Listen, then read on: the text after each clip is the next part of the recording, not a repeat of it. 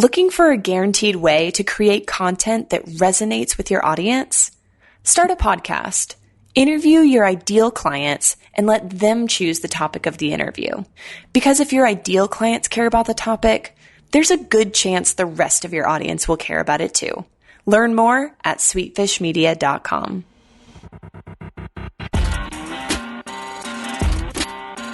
You're listening to the B2B Growth Show, a podcast dedicated to helping B2B executives achieve explosive growth. Whether you're looking for techniques and strategies or tools and resources, you've come to the right place. I'm Jonathan Green. And I'm James Carberry. Let's get into the show.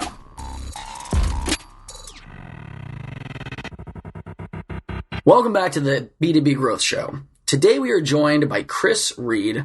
Kris is the founder of Ardor SEO, and he's also been known as the coolest guy in SEO, so we're thrilled to have him on the show. Kris, welcome to the B2B Growth Show. Jonathan, it's been great to teleport to the other side of the world with you. I've said it before, it's one of the coolest things about getting to host the show. I've been able to connect with incredible thought leaders and industry experts all over the world. This certainly is no exception. So, Kris, today we're actually going to be talking about something very cool. We're going to be talking about reputation engineering. Before we get into today's topic, though, maybe you can tell us a little about Ardor SEO and what you and your team are up to these days. Yeah, sure. So we're a SEO company specializing in, as you guessed, SEO, based out here in Southeast Asia. I'm currently in Phnom Penh, Cambodia, but we also have offices in the Philippines, in Australia, and Thailand. So it keeps me on my toes, and I get to travel around quite a lot. And yeah, we generally help companies get better exposure on the internet, help the people that are looking for their products and services, find them and take action. That's fantastic. So, Kris, today, again, we're going to be talking about this idea of reputation engineering, but maybe you can, certainly for myself, of course for our listeners, talk a little about, okay, so what is reputation engineering? And I know that there's a bit of a difference between this idea of reputation engineering versus reputation management. Yeah, so often we have executives come to us or people like most recently a guy that used to work in the finance industry who got ditched from Merrill Lynch, and then he kind of had a bad reputation online. It looked, I don't know the whole story, but it looks bad when you searched his name. And he's a public speaker. And so when he's going for a new job, to speak at some event and they go and search his name, it looks bad and it hurts, it damages his reputation. And so we often get people come to us like that and go, can you fix this? And we can't remove things from the internet. Once it's there, it's stuck there. So what we do is rank stuff and push it down. So you fill up the top 10 with stuff that you want.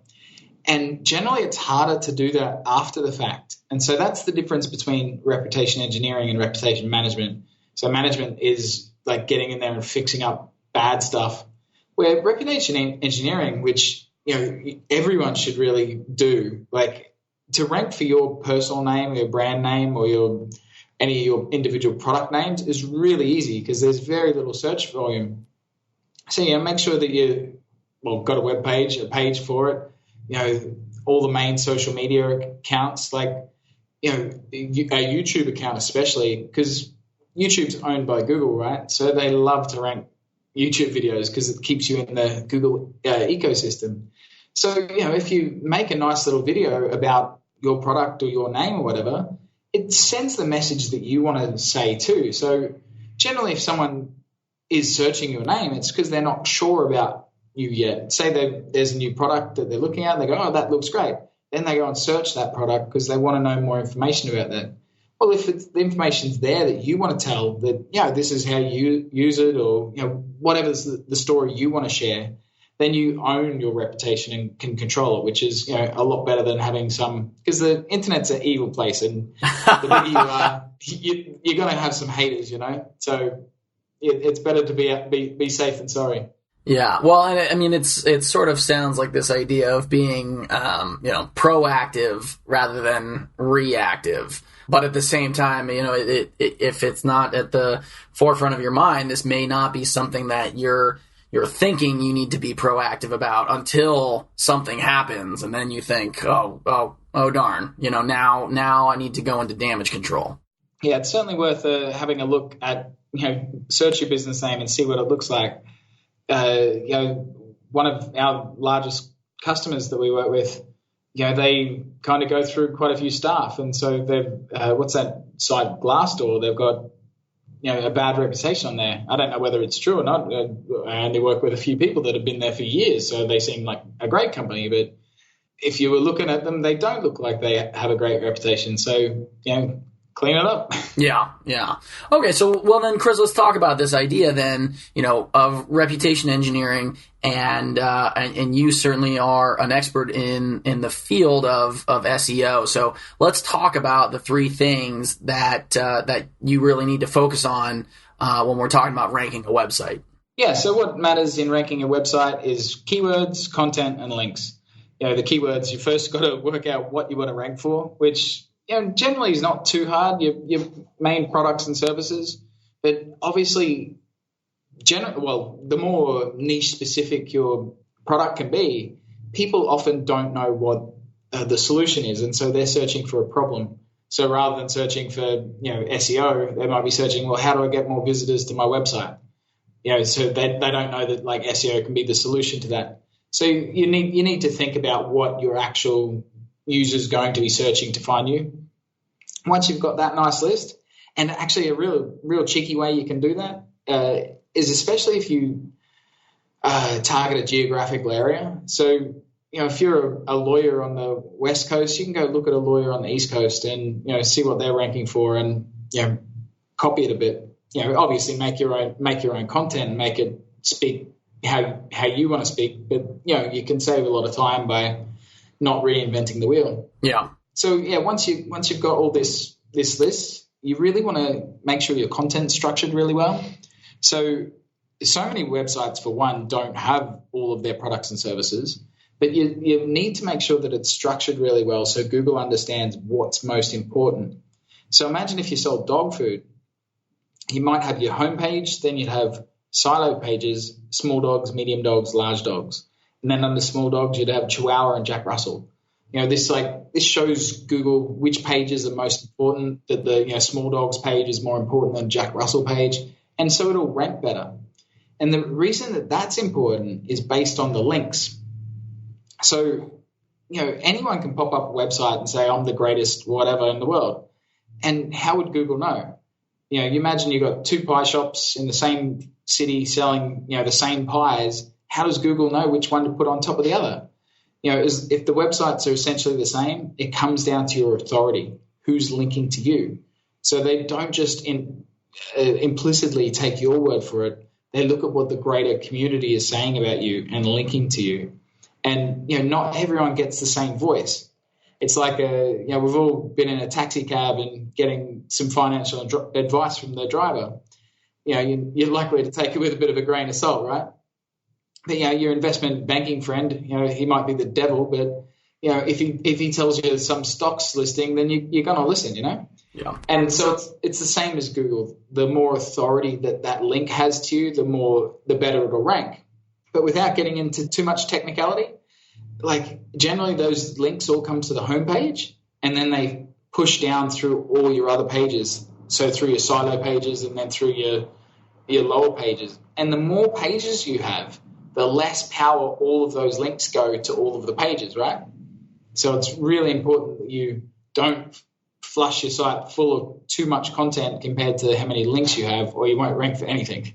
That's a very interesting idea then, that if you can, so are you saying if you have too much content on your site, but not enough people linking back to the individual pieces of content, that can actually hurt you? Yeah, 100%. If you got, it's like a crazy man that's yelling in the park, right?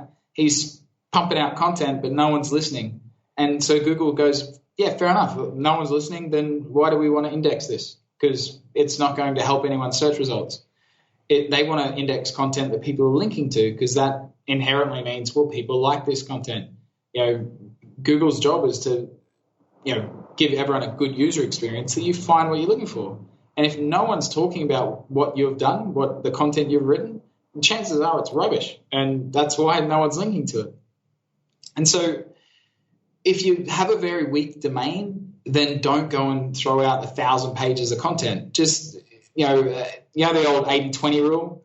A good rule of thumb is 20% of your time should be spent making content and 80% of the time getting that content shared. And so then, Kris, what would be, do you have a few pieces of advice for our listeners in terms of, okay, we've got the content, we've sussed out the keywords. What's your advice then for getting that content shared? Yeah, so you don't particularly have to have that particular piece of content written. Like, if it's some service page or something, no one's sharing that. But people can link to your domain, and then you build the domain authority, and that seeps through all of your other pages.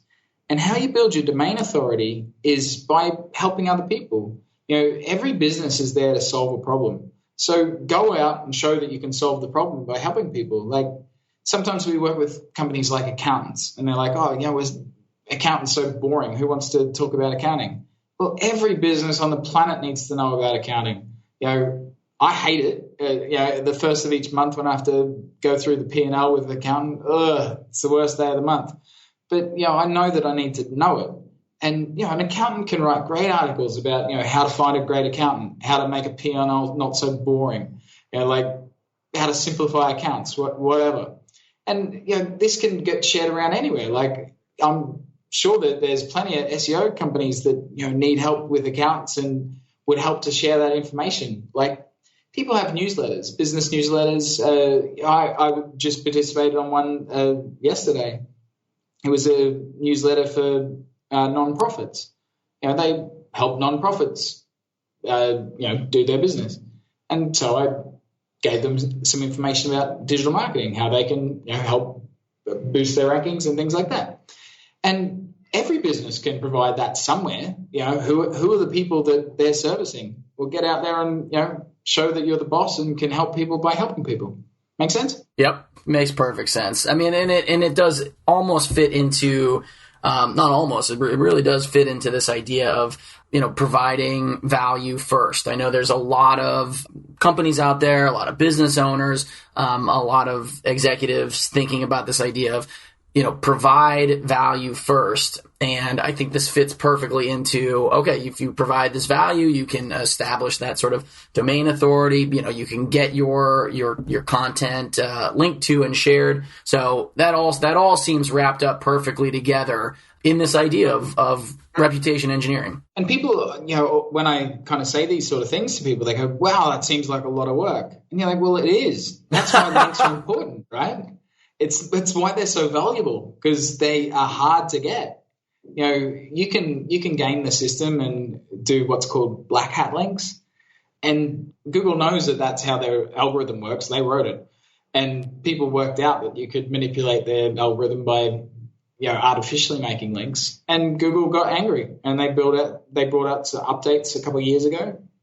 And you do that sort of stuff, and you get penalized. You can get your whole index de-indexed from your whole website de-indexed from Google.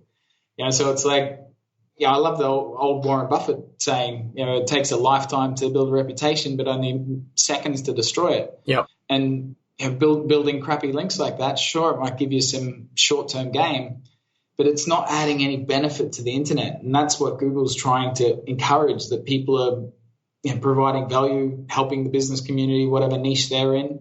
And, everyone wins. Yep, absolutely. And I think another big takeaway is, don't try and game Google. They will beat you. So, Kris, I think this has actually been some incredible content. I love talking about reputation engineering. And again, this is your world. You live this world, and you're an expert in it. So I think if any of our listeners are interested in sort of following up about this content, about this episode, they want to find out a little bit more about Ardor SEO, what is the best way for them to go about doing that? Yeah, Jonathan, they can see a great example of reputation engineering by Googling the coolest guy in SEO. They'll see my pretty face, and contact by whatever means you want to see there. That's fantastic. Kris, thank you again. I think it's evening where you are. It's morning where I am. Again, this is so cool getting a chance to connect with you through the show. Thank you so much for your time. It was a pleasure having you on the B2B Growth Show. Indeed. Cheers, mate. If you've been getting value from this podcast, you can help us reach more people by reviewing the show on iTunes. Here's how you can leave a review in less than a minute. Open your podcast app and tap the search icon in the bottom right corner. Type in B2B Growth, then select our show. Once you're there, tap the Reviews tab and tell us what you think of the show. These reviews help us out a ton. Thank you so much for listening. Until next time.